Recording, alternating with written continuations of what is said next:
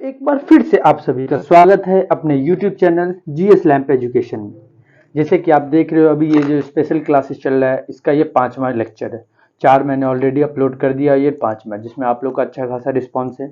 इसमें मैंने मोस्टली ये कवर किया कि जैसे बिहार में इससे अभी जो बीपीएससी होने वाला उसका मैं स्पेसिफिक एक पोर्शन बना के रखा। दूसरी चीज़ क्या है ना कि मतलब जो इंटरनेशनल हो गया, नेशनल हो गया, साइंस एंड टेक्नोलॉजी से रिलेटेड हो गया, फिर जैसे मान लो अपने गवर्नमेंट की कुछ स्कीम है, जैसे पीआईबी न्यूज हो गया, कोई गवर्नमेंट स्कीम हो गया, गवर्नमेंट स्कीम में मैं सब कुछ यहाँ पे क्या है ना ऑल इन वन यहाँ पे कवर कर रहा हूँ। जैसे कोई मान लो कुछ भी अपडेट जैसे इलेक्शन कमीशन ऑफ इंडिया हो गया या कोई भी ऐसा अपडेट जो आ रहा है उन सभी चीज को मैंने यहाँ पे क्या किया, क्वेश्चन क्लियर करने का कोशिश किया। ठीक है, जिससे क्या ना आपको ये बेटर अपॉर्चुनिटी यहाँ पे समझ आ सके कि हाँ पेपर में ऐसे वन, क्योंकि देखो पेपर में क्या है ना मोस्टली वन लाइन अगर कोई क्वेश्चन आता है तो आपको ये पता होना चाहिए कि कैसा क्वेश्चन आ रहा है और क्या आ रहा है। ठीक है, तो इसी को मैंने यहाँ पे क्या कर दिया, कवर इन द सेंस कैसे कहते हैं, क्वेश्चन क्लियर आपको मैं समझाने का कोशिश किया हूँ। तो उसमें ये अपना क्या है ना एक 5वां अभी लेक्चर है जिसमें मैं अब यहाँ पे आपको एक इंपॉर्टेंट जो भी न्यूज होता है उसके रिलेटेड मैं यहाँ पे आपको कवर करने की कोशिश करूंगा। जैसे कि मान लो कि पहला क्या है, regulation framework for the UCB and the eco ECOI. देखो पहले तो ये समझ आना चाहिए कि जैसे कि यूसीबी का मतलब क्या, इसमें क्या कहने का मतलब, तो आपको ये पता है यूसीबी मतलब क्या, अर्बन कोऑपरेशन बैंक है। यहाँ पे क्या है ना अर्बन कोऑपरेशन बैंक है, उन चीज से उससे रिलेटेड यहाँ पे ये पूछा जा रहा है, जिसमें बोला है कि आरबीआई ने क्या किया, इन्होंने अनाउंस किया क्या है ना, इसके 4 टायर में जो रेगुलेटिंग फ्रेमवर्क है ना वो 4 टायर में कैटेगराइज किया गया, किसके लिए, ऑफ अर्बन कोऑपरेशन बैंक्स। ठीक है, जिसमें क्या बोला गया, जो पहला टायर है उसमें बोला गया जो यूसीबी को डिपॉजिट किया जाए कितना, अप टू द 100 करोड़। फिर जैसे दूसरा होगा उसमें डिपॉजिट कितना, 100 करोड़ से लेके कहाँ तक, 1000 करोड़। तीसरा में बोला है क्या डिपॉजिट किया जाएगा तो 1000 करोड़ से लेके 10,000 करोड़, और चौथा डिपॉजिट रहेगा कहाँ, फॉर मोर देन 10,000 करोड़। तो यहाँ पे यही चीज बोला है क्योंकि रेगुलेटिंग फ्रेमवर्क जो मान लो यूसीजी वगैरह, तो वो कौन इसको करता है, तो आपको पता होना चाहिए आरबीआई के थ्रू ये चीज होता है। ठीक है, और आपसे पूछा जा सकता है कि इनका जो एक्सरसाइज या जो भी इशू है किसके कौन से कमिटी के थ्रू ये बैंकिंग सेक्टर का काम चल रहा था, या कौन है, एनएस विश्वरन नाथम कमेटी। ये आपको याद होना चाहिए कौन है, एनएस विश्वरन नाथन कमेटी। ये आपको पता होना चाहिए कौन है, regulating framework for the UCB ECR. ठीक है, नेक्स्ट पे चलते हैं कि इंडिया बैंक, जो इंडियन बैंक है वो फॉरेनर वाइस, ये पूछा जा रहा है क्या, जैसे मान लो कभी मैंने यहाँ पे सबसे बड़ा चीज क्या है ना, 1 मिनट, एक मिनट। तो नेक्स्ट आपको यहाँ से पूछा जा रहा है, एक्चुअली क्या है ना लाइट कट गया था और यहाँ पे क्या है ना चार्ज नहीं हो रहा हुआ था, वही जो मैं देख रहा था। ठीक है, चलो आरबीआई जो अब क्या है इंडियन बैंक और फॉरेनर से रिलेटेड, तो आरबीआई ने क्या किया, पुट किया क्या, प्लेस किया फ्रेमवर्क टू अलाउ जो ओवरसीज जो सब्सिडीज वगैरह होता है या ब्रांचेज होता है ऑफ द इंडियन बैंक का, जो फाइनेंशियल इंस्टीट्यूशन का उस चीज से रिलेटेड ये बात किया जा रहा है। तो इसका एम क्या है ना, इसका एम क्या, to undertaking activity not specify permitted in the Indian domestic market. अब क्या होता है यहाँ पे, क्या होता है जैसे मान लो फॉरेनर कोई भी बैंक वगैरह आता है, फॉरेनर बैंक वगैरह क्या होता है वो सिर्फ प्रॉफिट के लिए काम करता है, या कोई भी फॉरेनर रहता है तो वो यहाँ पे उसी चीज के लिए रिस्ट्रिक्टेड किया जा रहा है। ये यहाँ पे यही बोला गया कि it apply to the international financial service centre in India, जिसमें क्या हो, जैसे गुजरात इंटरनेशनल फाइनेंशियल हो गया, टेक्निकल सिटी हो गया, जैसे गिफ्ट सिटी वगैरह, इनके लिए वो बोला कि आप इसको इसमें क्या कर सकते हो, अप्लाई कर सकते हो। यहाँ पे ये इतना इंपॉर्टेंट क्वेश्चन नहीं है, बट आपसे ये पता हो जाए कि सबसे मेन चीज क्या है ना कि कौन इन सभी चीज से रिलेटेड कौन काम करता है, ये आपको बस पता होना चाहिए। ये सब चीज क्या है ना आपको मेन क्या है ना, जैसे मान लो कि इकोनॉमिक सेक्शन में आपसे ऐसा क्वेश्चन पूछ लिया जाता है। नेक्स्ट है जीडीपी, आपको पता है ग्रॉस डोमेस्टिक प्रोडक्ट, ये फोरकास्ट में प्रिडिक्ट किया गया, तो आपसे पूछा जा सकता है कि वर्ल्ड बैंक ने क्या रेज किया जीडीपी ग्रोथ रेट फोरकास्टिंग, तो इंडिया के लिए 6.9% बताया जा रहा है। आपको पता है कि वर्ल्ड बैंक जो कंट्री डायरेक्टर है इंडिया में कौन है, अगस्ता टायो को कोई अमी। ठीक है ना, तो ये आपको पता होना चाहिए। नेक्स्ट अब देखो आरबी रेपो रेट हो गया, रिवर्स रेपो रेट है, ये आपको पता होना चाहिए क्या होता है रेपो रेट, क्या होता है रिवर्स रेपो रेट। ये अगर आपको पता अगर नहीं है तो प्लीज आप क्या करना, मेरे पूरे जो सीरीज में लेके आया हूँ उसमें आपको क्या ना पूरा देखना है, क्योंकि मैं करंट अफेयर से रिलेटेड जो मैं अपलोड करता हूँ उसमें मैं हर एक मतलब टॉपिक वाइज डिटेल वहां पे मैं आपको क्या है ना अपलोड करने का कोशिश करता हूँ, जिससे क्या हो सके आपको इसका बेनिफिट मिल सके। तो यहाँ पे यही चीज़ है, ये इतना इंपॉर्टेंट नहीं है बेंचमार्क वगैरह, लेकिन आपको पता होना चाहिए कि what do mean by repo rate, what do mean by reverse repo rate, ये आपको क्या है ना नॉलेज में होना चाहिए, ठीक है। जीडीपी हो तो जीडीपी में कौन क्या फोरकास्ट करता है, जैसे इंटरनेशनल मॉनिटरिंग फंड है वो भी कभी कभी फोरकास्ट करता है, अगर नहीं आपको तो कभी आप मेरा जो इसका अभी मैं बैक टू बैक 100 का जो क्वेश्चन का एक पूरा सीरीज लेके आ रहा हूँ, उसमें आप देखना, उसमें एक वन लाइनर से लेके एक एक इंपॉर्टेंट जो है ना वो पेपर से रिलेटेड वहाँ पे मैंने सारा का सारा क्वेश्चन वहाँ पे मैंने आपको क्या ना इंपॉर्टेंट वहाँ पे मैंने डाला है, तो प्लीज आप उसको भी एक बार गो थ्रू होके देखना।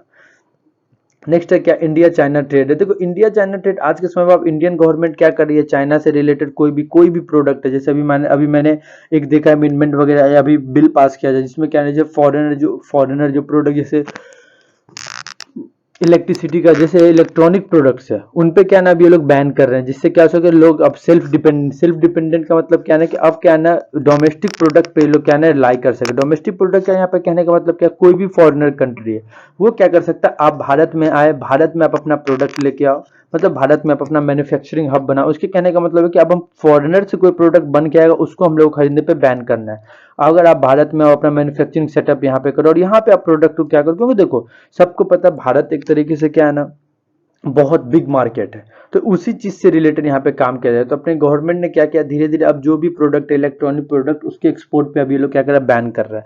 हाँ इनिशियल स्टेज में ये हो सकता है कि क्या है ना प्रोडक्ट थोड़ा सा कॉस्टली होगा, लेकिन फाइनल स्टेज में इसका रिजल्ट यही आएगा कि जो मैन्युफैक्चरिंग सेक्टर अपने भारत में शॉर्टेज चल रहा है, जो तीन टर्सरी हो गया, मैन्युफैक्चरिंग हो गया, प्राइमरी हो गया, जिसमें क्या है ना मैन्युफैक्चरिंग सेक्टर बहुत ज्यादा शॉर्टेज चल रहा है, तो उसको क्या होगा बूस्टअप मिल सके, क्योंकि उसी चीज से रिलेटेड यहाँ पे बात किया जा रहा है। तो इंडिया क्या है ना आपको पता है बहुत ज्यादा इंपोर्ट करता है चाइना से, तो यहाँ पे यही चीज बात किया जा रहा है कि जो चाइना इंडियन और इंडिया चाइना का जो ट्रेड पॉलिसी है उसमें क्या ना कहीं थोड़ा तो मतलब एक तरीके से गैप आएगा, जिससे क्या ना कि हम लोग क्या ना एज कम्पेयर टू इम्पोर्ट बहुत ज्यादा एक्सपोर्ट करते हैं, ठीक है, सॉरी बहुत ज्यादा इंपोर्ट और एक्सपोर्ट में हम लोग बहुत ज्यादा इंपोर्ट करते हैं ना कि एक्सपोर्ट करते हैं। इंपोर्ट मतलब हम लोग क्या ना बहुत ज्यादा चाइना से खरीदते हैं प्रोडक्ट, और चाइना भी क्या ना क्योंकि क्या ना अपना हमारा जो चाइना है ना आफ्टर यूएस है, चाइना हमारा क्या ना सेकेंड मार्केट है, अगर हम लोग ये चीज मान के चले। दूसरी चीज अगर हम मान ले कि मतलब डेफिसिट में ही हम लोग ट्रेड डेफिसिट में ऑलवेज रहते हैं चाइना के कंपैरिजन में, क्योंकि चाइना का ही ट्रेड जो है ना सरप्लस रहता है अपने ऊपर, क्योंकि अगर चाइना मान लो 2 रुपया का हमसे प्रोडक्ट खरीदता है तो हम लोग चाइना से कितना 0.3 पैसा या 0.4 पैसा के रिलेटेड हम लोग क्या ना उससे प्रोडक्ट खरीदते हैं, तो इससे इतना हमारे पास क्या ना ट्रेड डेफिसिट है। तो यहाँ पे यही चीज बताने की कोशिश की जा रही है। तो जैसे मान लो कि अदर पार्टनर हमारा आपको पता है कौन है, सऊदी अरबिया हो गया, सिंगापुर हो गया, यूएई हो गया, जैसे इराक हो गया, जो हम लोग ऑयल से रिलेटेड जो काम करते हैं उन चीज से रिलेटेड यहाँ पे ये बात किया जा रहा है। नेक्स्ट अभी आप देख रहे हो इलेक्ट्रॉनिक व्हीकल्स वगैरह जो ईवी मार्केट में भी चल रहा है उससे रिलेटेड यहाँ पे बात किया जा रहा है। तो ईवी जो मार्केट में चला जा रहा है उससे रिलेटेड जो बात किया जाए तो यहाँ पे यही बोला है जो इंडियन गवर्नमेंट है वो क्या कर रहा है, ईवी का जो वैल्यू जो चेन पुल है उसको क्या कर रहा है एक तरीके से ये आगे बढ़ा रहा है, मतलब उसमें क्या कर रहा है ये सब्सिडी प्रोवाइड करा रहा है, उसमें क्या कर रहा है कि उसका मैन्युफैक्चरिंग जैसे डोमेस्टिक सेक्टर उसको इंक्रीज करने की कोशिश कर रहा है। क्योंकि उससे क्या होगा जो इलेक्ट्रॉनिक प्रोडक्ट का जो मार्केट जो सॉरी मतलब इलेक्ट्रॉनिक व्हीकल्स का जो मार्केट है ना वो हमारे भारत में क्या होगा थोड़ा ज्यादा बूस्टअप करेगा, क्योंकि ये नया नया चीज है तो लोगों को क्या है ना सभी इस पे नए नए लेवल पे काम करे, तो इंडिया भी इस पे क्या करेगा एक बेसिक लेवल से काम स्टार्ट करेगा, जिसके लिए क्या होगा अपने पास डेटा हो गया या कंपनी का हर एक वो पॉलिसी वगैरह सब कुछ क्या है ना अपने को क्या है शुरू से ये चीज क्या करना पड़ेगा एक तरीके से स्टेब्लिश करना पड़ेगा, तो उतना ज्यादा इशू नहीं क्रिएट होगा। तो यहाँ पे यही चीज बोला जा रहा है कि और उसमें ये बोला जा रहा है कि जैसे मान लो कोई भी कंपनी बेन एंड कंपनी जो है वो 35 to 40% जो इलेक्ट्रिकल और जो व्हीकल्स है इंडिया में वो सोल्ड कर रहा है। बोला गया कि वो 2030 तक ये जो कि क्या ना इलेक्ट्रिक व्हीकल्स होगा ये बोला गया, ठीक है। और ये धीरे धीरे अब मतलब आप देखते ही हो आज के समय हम भी जहाँ रहते हैं उनके नीचे एक लगा हुआ है इलेक्ट्रिक व्हीकल्स, तो उनका सब कुछ अपना पर्सनल सेटअप जैसे चार्जिंग पॉइंट अलग हो गया, हर एक चीज वहाँ पे क्या है ना पर्सनली है वहाँ पे। तो यहाँ पे यही चीज धीरे धीरे क्या हो रहा है एक तरीके से मतलब शिफ्टिंग हो रहा है फॉसिल फ्यूल से एक तरीके से शिफ्ट होकर कहाँ रहा है इलेक्ट्रॉनिक प्रोडक्ट में सभी लोग शिफ्ट हो रहे हैं यहाँ पे, ठीक है। तो यहाँ पे अब देखो नेक्स्ट क्वेश्चन वाले यूट्यूब क्रिएटर, ये इतना इंपॉर्टेंस नहीं है, बस आप ये समझ लो यूट्यूब क्रिएटर का जो ये मतलब एक तरीके से बोला जाए रिवाइवल इन यूट्यूब इम्पैक्ट रिपोर्ट जो बेस्ट किस पे है ऑक्सफोर्ड इकोनॉमिक पे ये बेस्ट होता है, ठीक है। ये इतना इंपॉर्टेंट नहीं है, आपको इतना पढ़ने की जरूरत भी नहीं है। नेक्स्ट जो मेन इंपॉर्टेंट जैसे ये आपका मेन इंपॉर्टेंट है इलेक्ट्रिक व्हीकल से रिलेटेड, कोई भी सब्सिडी से रिलेटेड या सस्टेनेबल डेवलपमेंट गोल से रिलेटेड आपको कोई ना कोई क्वेश्चन यहाँ पे पूछ ही लिया जाएगा।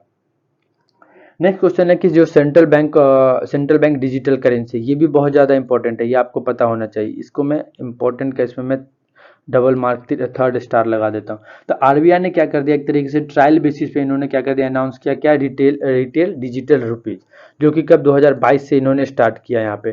ठीक है, तो इसमें क्या आइडेंटिफाई, मतलब हर एक कौन कौन सा बैंक इसमें पार्टिसिपेट करेगा, तो टोटल कितने हैं आपसे पूछ लिया जा सकता है। तो टोटल 8 बैंक यहाँ पे पार्टिसिपेट करे। पहले पहले 2 फेज में इन्होंने बांटा। पहले फेज में क्या ना, वो इंपॉर्टेंट बैंक इसमें पार्टिसिपेट करेंगे जो ज़्यादा एक तरीके से ट्रस्ट वर्दी या ज़्यादा मतलब एक तरीके से बिजनेस वगैरह करते हैं उन चीज़, जैसे मान लो अपने भारत का तो स्टेट बैंक ऑफ इंडिया रहेगा, आईसीआईसीआई बैंक रहेगा, फिर येस बैंक रहेगा और आईडीएफसी बैंक रहेगा। ये पहले फेज में इन लोगों ने यहाँ पे क्या कर दिया है, आइडेंटिफाई करेगा। नेक्स्ट फेज में बोला गया जैसे बैंक ऑफ बड़ौदा हो गया, यूनियन बैंक ऑफ इंडिया हो गया, एचडीएफसी हो गया, कोटक महिंद्रा हो गया। तो ये मतलब एक तरीके से जो सेंट्रल जो मतलब डिजिटल करेंसी है उसको कैसे ये लोग क्या कर सकते हैं, एक तरीके से ट्रायल बेसिस पे डिजिटल निकाल सकते हैं, जो रुपीज वगैरह उन चीज से रिलेटेड यहाँ पे उस चीज से रिलेटेड बात किया जा रहा है। और आपको पता है कि पहले कहाँ कवर किया जाएगा, जो इनिशियल जो मल्टीनेशनल सिटी हो गया, जैसे मान लो कि मेट्रो सिटी हो गया, मुंबई हो गया, न्यू दिल्ली हो गया, बेंगलोर हो, भुवनेश्वर, ये पहले फेज में। उसके बाद अदर अदर सिटी में क्या इसको एक्सपांड किया जाएगा। ठीक है, तो ये चीज़ आपको पता होना चाहिए कितने बैंक से ये लोगों ने पहले स्टार्ट किया, पार्टिसिपेट करेंगे इसमें, पहले फेज, दूसरे फेज में कौन कौन से बैंक है। देखो एक तरीके से ये आयन कोविक है ना, एक तरीके से नेजल, एक तरीके से इसको कह सकते हैं क्या ना, ये वर्ल्ड में आई थिंक ये भारत जो मतलब भारत बायोटेक इंटरनेशनल लिमिटेड है, उनके थ्रू ये वर्ल्ड का पहला इंटरनेशनल कोविड वैक्सीन बनाया गया। ठीक है ना, तो यहाँ पे ये चीज़ बहुत ज़्यादा इंपॉर्टेंट, अभी पेपर में भी आई थिंक किसी वनडे टाइप पेपर में ये आया हुआ था, तो ये आपको याद रखना है। ठीक है, आयन कोवैक्स COVAC, ये तो क्या है नेजल, एक तरीके से क्या जो कोरोना से रिलेटेड, एक तरीके से मतलब एक तरीके से कोरोना वैक्सीन कह सकते हो, ये इंट्रानेजल एक तरीके से ये ड्रॉप है। ठीक है, इसको किसने मतलब अप्रूव किया, ये आपको पता होना चाहिए। Approve from the central drugs standard control organisation, central drug CDSCO, central drug standard control organisation, ये आपको याद होना चाहिए। नेक्स्ट अभी हम लोग क्या, स्टीम पावर, जो एक तरीके से क्या है स्टीम पावर जो स्पेस क्राफ्ट है उस चीज से रिलेटेड यहाँ पे क्वेश्चन पूछा जा रहा है। तो जापान की जो स्पेस एजेंसी है JAXA, ये आपको पता होना चाहिए। JAXA किसकी है, जापान की है। तो इसी तरीके से आपको बताना इंडिया का कौन सा पहला, दूसरा आपसे पूछा जा सकता है कि चाइना का कौन सा है, तीसरा क्या, चाइना का तो नाम से ही आपको पता चले क्योंकि ये मैच में आ सकता है। तीसरा आपसे पूछा जा सकता है USA का कौन सा है, यूरोपियन यूनियन का कौन सा है, ये आपको पता होना चाहिए। रसिया का कौन सा है, ये आपको पता होना चाहिए। ये सब चीज़ आपको कहना नहीं पता है तो आप एक बार क्या करो, जाके गूगल पे सर्च करो, नहीं तो अगर आपको पता हो तो आप मुझे क्या करो, कमेंट सेक्शन में भी बता सकते हो। तो जापान का जो स्पेस एजेंसी है JAXA, उन्होंने लॉन्च किया पहली बार क्या सक्सेसफुली जो फ्लाइट है ऑफ स्टीम पावर से, जिसको इन लोगों स्टीम पावर स्पाइस जो स्पेस क्राफ्ट बोला गया, जिससे क्या ना ये एक तरीके से बोला beyond the low earth orbit में। तो ये उसका नाम क्या है, यहाँ पे ये दिया हुआ इक्यूलियस एक तरीके से ये नाम है, किसके थ्रू है, जापान के थ्रू ये किया गया है। तो स्टीम पावर क्यूब सेट इसमें लॉन्च किया, जो ब्रॉड का नासा जो आर्टिमिस फर्स्ट मिशन है ना, जो ऑन आर्टिमिस फर्स्ट मिशन जो नवंबर 16 को ये चीज, ये भी एक तरीके से अभी नया नया नासा के थ्रू ये इनोग्रेट किया गया। तो नासा इसमें से बता दो किसका स्पेस एजेंसी है, ये आपको पता होना चाहिए। तो ये आपसे पूछे अगर कौन है steam power space jet craft का क्या नाम है, तो आप पता होना चाहिए इक्यूलियस। ठीक है, ये आपको माइंड में, आपके माइंड में होना चाहिए, जो पेपर में भी आपसे क्या ना किसी भी ना किसी एंगल से आपसे पूछ लिया जाएगा। तो देखो मुझे ऐसा लग रहा है कि आपको यहाँ पे कोई प्रॉब्लम नहीं हो रहा। अगर आपको लगे कि सर ये चीज में या कोई इशू है तो आप क्या करो, कमेंट सेक्शन में हो गया या हमारा यहाँ पे मेल दिया हुआ, उस पर आप क्या कर सकते हो, मेल या कमेंट करके मुझे इन्फॉर्म कर सकते हो, जिससे मैं क्या कर आपकी वो प्रॉब्लम को क्या सॉर्ट आउट करने का मैं कोशिश करूंगा। ठीक है, नेक्स्ट है पावरलेस हीटिंग टेक्नोलॉजी। अब पूछा जा रहा है पावरलेस हीटिंग टेक्नोलॉजी, ये डिवाइस है ये किसके थ्रू लॉन्च किया गया था, ये पता IIT किसके थ्रू, IIT दिल्ली के थ्रू पावरलेस हीटिंग टेक्नोलॉजी। कौन है इसके, किसके अंदर में, सुमीर सिंह के अंदर में। इसमें क्या है एक तरीके से मिक्सचर है, जैसे मिनरल हो गया या साल्ट का होगा, जो क्या है ना एक्सोथर्मिक एनर्जी जो रही है, मतलब एक तरीके से एक्सोथर्मिक एनर्जी जो रिजल्ट जो क्या करेगा in heat on contact with water.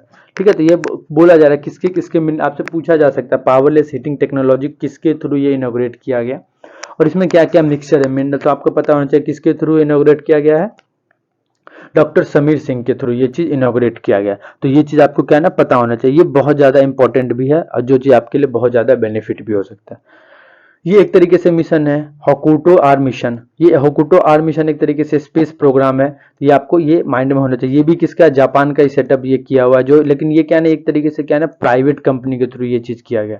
तो ये एक तरीके से जो होकुटो आर मिशन है, वो एक बोला गया कि जो डियन मिशन प्रोजेक्ट है जापान का बिलीनियर याकुसु मेजोल, इन्होंने इसको अनाउंस किया था किसके लिए, मून के लिए। तो ये आपके माइंड में ये चीज याद होना चाहिए। ये किसका मिशन है, ये आपसे ये पूछ लिया जा सकता है, और ये क्या पब्लिक है या गवर्नमेंटल, ये आपके माइंड में क्रिस्टल क्लियर, क्योंकि ये कमर्शियल, अगर मान लो multinational commercial lunar exploration program जो ऑपरेट करे आई स्पेस के थ्रू, ये ऑपरेट किया जाएगा। और आपको पता है आई स्पेस क्या है ना, जापान का एक स्पेस सेटअप है जो कि एक तरीके से ये फुल्ली प्राइवेट है, ये प्राइवेट कंपनी है। तो ये आपको पता होना चाहिए क्योंकि ये पेपर में पूछ लिया जा सकता है। और इसी तरीके से बताओ जो क्या नाम है उनका यार, यूएसए के जो है वो, जिनका ट्यूटर है जो भी हो, उनका कौन सा है ये आपको पता है, उनका कौन सा स्पेस है, स्पेस का, उनके स्पेस का क्या नाम है ये आपको बताना है मुझे। नेक्स्ट अब हम लोग चलते हैं, ये इतना फ्यूल एनर्जी से रिलेटेड उतना आप रेलिवेंट मत समझो, ज़्यादा वो रेलिवेंट नहीं है। नेक्स्ट अभी आपको क्या ना, अपने को पता है इंटरनेशनल जो थर्मल न्यूक्लियर एक्सपेरिमेंटल जो रिएक्टर है, ये आपको पता है जो कोलेब्रेशन जो एक तरीके से क्या 35 नेशन के साथ इन्होंने कोलेबरेट करके बनाया। इसका एम क्या है ना, जो वर्ल्ड में लार्जेस्ट बोला गया है, वर्ल्ड के एक तरीके से लार्जेस्ट एक तरीके से ये क्या बिल्ड करना है इसमें, जिसमें क्या हो सके कार्बन फ्री सोलर मतलब एक तरीके से एनर्जी जो बनेगा ना, वो क्या है ना, कार्बन फ्री होना चाहिए। ये एक तरीके से कार्बन फ्री एनर्जी ये बनेगा, यहाँ पे यही चीज बताने की ये कोशिश की जा रही है लार्ज स्केल पे, ठीक है। और ये लॉन्च कहाँ, लोकेशन कहाँ इसका, फ्रांस में, और इंडिया ने इसको कब ज्वाइन किया था, 2005 में ये ज्वाइन किया था। तो ये चीज आपके लिए बहुत ही, हमारे लिए बहुत ज़्यादा इंपॉर्टेंट है। देखो हाइपरसोनिक क्या हो गया, या जो उससे रिलेटेड ये क्वेश्चन है, तो हाइपरसोनिक जो व्हीकल टेस्ट है, ये बोला जो इसरो के थ्रू ये सक्सेसफुली कंडक्ट किया गया हाइपरसोनिक। तो देखो आपसे पूछा जा सकता है कि क्या ना हाइपरसोनिक व्हीकल, तो इसमें आपसे पूछा जा सकता है कि क्या इसका साउंड होता है या कौन इसको लॉन्च करता है, तो ये सब चीज़ आपके माइंड में होना चाहिए। तो देखो हाइपरसोनिक एक तरीके से एरोप्लेन जो है वो मिसाइल या एयरक्राफ्ट कोई भी है, वो क्या है ना 5 टाइम्स फास्टर होता है, जो स्पीड साउंड जो मैक होता है ना, हर एक का मैक अलग होता है। तो ये बोला गया जो ग्रेटर देन 5 मैक से भी ऊपर, मतलब सीधा बोला गया जो स्पीड, जो आवाज या जो भी चीज की स्पीड होगी ना, वो 5 टाइम फास्टर होगा नॉर्मल की स्पीड से, या साउंड ऑफ स्पीड से कितने होगा, 5 टाइम ये फास्टर है। यहाँ पे ये चीज बताने की कोशिश की जा रही है। यहाँ पे यही चीज है कि आज के दौर में क्या ना, हम लोग बहुत ज्यादा, पहले क्या ना लोग, जैसे मान लो ये भारत है और ये इसी के आसपास यहाँ मान लो पाकिस्तान दे दी है, तो ये पहले क्या ना यहाँ से यहाँ तक के लिए मिसाइल अपने पास नहीं रहता। आज के दौर में क्या ना एक कॉन्टिनेंटल से दूसरे कॉन्टिनेंटल को हम लोग डिस्ट्रॉय कर देंगे, ऐसे ऐसे हम लोग क्या ना मिसाइल वगैरह इतनी स्पीड और इतना एक्यूरेटी के साथ, एक्यूरेसी के साथ हम लोग क्या कर रहे हैं, ऐसे ऐसे हम लोग क्या ना मिसाइल वगैरह क्या कर रहे हैं, एक तरीके से यहाँ पे डेवलप करने की कोशिश कर रहे हैं। तो यहाँ पे ये इसी में से एक है हाइपरसोनिक, जिसका स्पीड में अभी आपको पता चला, स्पीड ऑफ जो स्पीड ऑफ साउंड से भी ज़्यादा ये 5 टाइम फास्टर है। ये इंडिया क्या है ना इसको डेवलप कर रहा है, तो किसके through, with the help of collaboration with Russia. तो जो स्पेस मतलब आपको space tech innovation, space tech जो नेटवर्किंग है जो इसरो का है, इसरो, अब इसका फुल फॉर्म बता दो यार, मुझे आई थिंक नहीं पता है। तो ये लॉन्च किया गया स्पेस टेक इनोवेशन नेटवर्क, ठीक है ना, स्पेस टेक इनोवेशन नेटवर्क इन्होंने लॉन्च किया। तो जो इसरो इन्होंने किसके थ्रू मतलब एक तरीके से MOU sign with the social alpha के थ्रू, जो पर्पस उसमें वही है कि, क्योंकि देखो इंडिया एक तरीके से जो स्पेस टेक जो इनोवेशन नेटवर्क है, इंडिया पहली बार क्या ना डेडिकेटली अपने जो प्लेटफॉर्म ऐसा है जो इंडिया के पास, जो वो क्या अपना इनोवेशन हो गया या क्रिएशन या वेंचर हो गया, जो भी जो एक तरीके से स्पेस क्राफ्ट में जाके एक इंटर्नशिप या इंटरप्रेन्योरशिप का रिलेटेड कुछ काम कर रहा है। आपको पता है इंडिया में भी अब क्या ना प्राइवेट, इंडिया ने भी सोचा क्या ना प्राइवेट एक तरीके से कह सकते हैं, एक तरीके से ये हम क्या कहते हैं उसको, प्राइवेट स्पेस, या जो प्राइवेट स्पेस वगैरह इंडिया में भी अब क्या ना धीरे धीरे ओपन करने की कोशिश की है। क्योंकि देखो प्राइवेट में रहेगा तो ये लोग क्या करें, अलग अलग कैटेगरी में फोकस करें। जैसे मान लो कि जियो स्पेक्टिकल टेक्नोलॉजी हो गया, या मान लो कोई भी टेक्नोलॉजी स्पेस से रिलेटेड कोई टेक्नोलॉजी हो गया, या मटेरियल ही हो गया, या सेंसर वगैरह, ये भी क्या ना बेसिक लेवल पे, जैसे स्पेस टेक का काम क्या था, ये 3 कैटेगरी पे सिर्फ काम कर रहा है, ठीक है। पहला होगा जियो स्पेस टेक्नोलॉजी हो गया, इनेबलिंग टेक्नोलॉजी जो स्पेस और मोबिलिटी से रिलेटेड हो गया, या एरोस्पेस से रिलेटेड जो काम होगा, ये एक तरीके से डिसाइडेड है पहले चीज। लेकिन अगर ये प्राइवेट सेक्टर इसमें काम करेगा, तो प्राइवेट सेक्टर अपना क्या ना अलग अलग इनोवेशन के साथ काम करेगा। उसको ये पता है कि हमें ये काम करना है और इसमें क्या ना हमें प्रॉफिट अच्छा खासा होगा, तो वो क्या करेगा, अपने प्रॉफिट के साथ साथ क्या होगा, देश के डेवलपमेंट के लिए भी एक लेटेस्ट टू लेटेस्ट टेक्नोलॉजी से रिलेटेड वहां पे क्या करेगा, काम करने का कोशिश करेगा। अब देखो बूट अभी क्या ना बूस्टिंग द नेव आईसो, ये एक तरीके से क्या ना boosting the naive IC sorry IC ISRO, ठीक है ना। तो ये एक तरीके से L1 फ्रीक्वेंसी से रिलेटेड इसको इंट्रोड्यूस किया गया, ठीक है। नेव आईसी के थ्रू ये चीज बताया। ये स्पेस होगा जो नेविगेशन जो होता है ना, navigation with the Indian constellation है, तो ये वही होगा, नेव आईसी है ये, नेव आईसी इसरो एक तरीके से। ये सैटेलाइट जो फ्यूचर में जो जैसे मान तो इसका क्या है ना, फ्रीक्वेंसी एक तरीके से कह सकते हो जो सैटेलाइटिंग का जो है ना उस चीज से रिलेटेड ये है। तो बोला गया जो 7 satellite so far using the LS और L5 और S बैंड, जो नेव आईसी जो मतलब नेविगेशन विद द इंडियन जो कॉन्स्टिलेशन है वो क्या कह रहा है, हॉन्ड ये एक तरीके से इज इंडियाज होम ग्राउंड, जो एक तरीके से कैसे अल्टरनेटिव है किसका, जीपीएस का। आपको पता है जीपीएस क्या है ना, अपने लोग जैसे मतलब अपने लोग मैप वगैरह यूज करते हैं, उन सैटेलाइट वगैरह में ये चीज यूज किया जाएगा। यहाँ पे यही चीज ये बताने की कोशिश की जा रही है, ठीक है। नेक्स्ट है ग्लोबल वाटर सर्वे। ये आपके माइंड में इंपॉर्टेंट है, ये बहुत ज़्यादा इंपॉर्टेंट है, ये पेपर में आने की 100% संभावना। तो किसके थ्रू, तो नासा के थ्रू पहली बार ये कंडक्ट किया गया, जो फर्स्ट टाइम जो NASA to conduct the first global water survey from space, ठीक है।